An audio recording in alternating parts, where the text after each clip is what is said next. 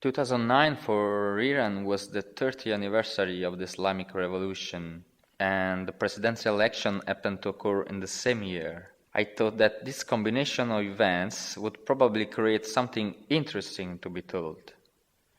I started immediately to try to establish a network of contacts and supports in Tehran. I wanted to tell Iran's story after 30 years of theocratic regime. How does one live in such oppressive condition? How deeply does public and private life contrast in such a situation? What were the dreams of men and women my age in such a situation and in such a significant moment? On June 3rd, I arrived in Tehran with Carlo Maddalena, an author who happens to be a close friend of mine.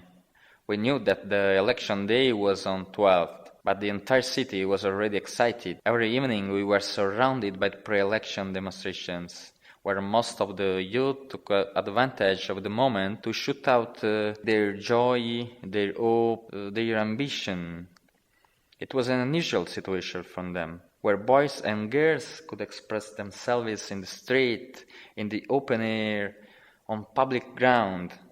They could act, sing, and dance, all together challenging the regime's tolerance.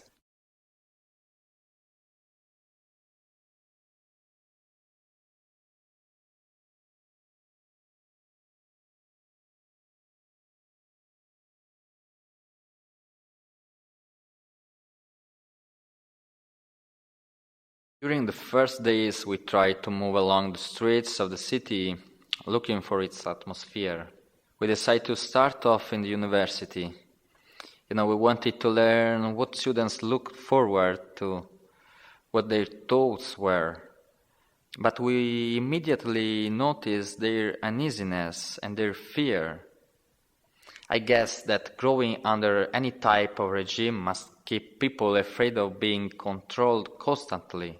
I think that rising a wall is the most natural reaction in such a situation.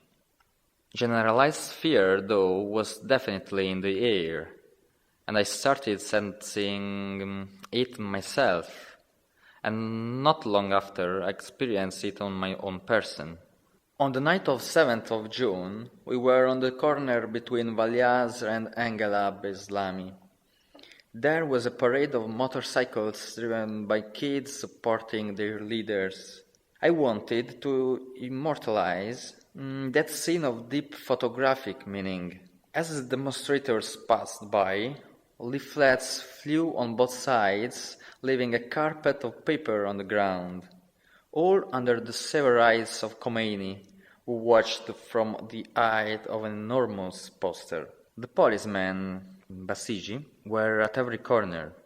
I knew that taking my camera out was not wise. Half an hour later, we were inside the police station. All I remember is continuous interrogations for 3 days, transfers from one station to the other. Of course, they spoke us in Farsi. Of course, they confiscated all my equipment. We wanted to try to make them believe we were tourists. But the picture I had took weren't exactly touristy. As soon as I was given half a chance, I deleted all my work. That art.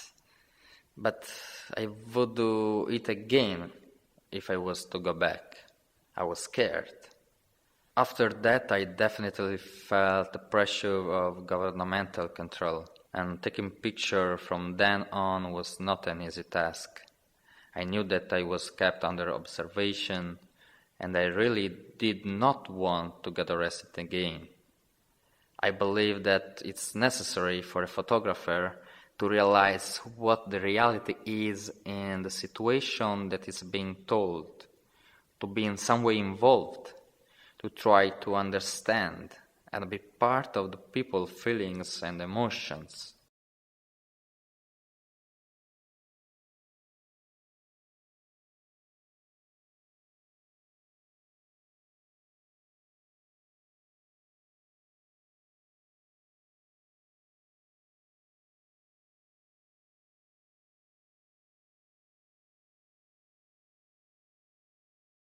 The feeling of being followed and my fear surely changed the way I worked, and obviously the results. I felt almost paralyzed. I couldn't work my way. As I was trying to figure out a strategy to document these feelings and everything that was happening around me, the answer came from above with a screaming call. The students that hosted me kept us inside.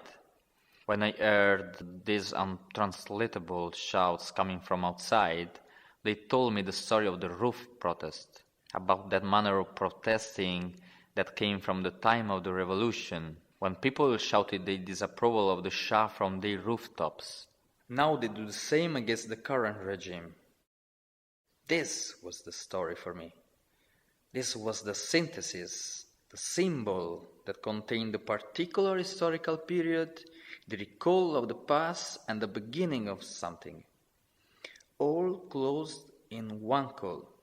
Allahu Akbar.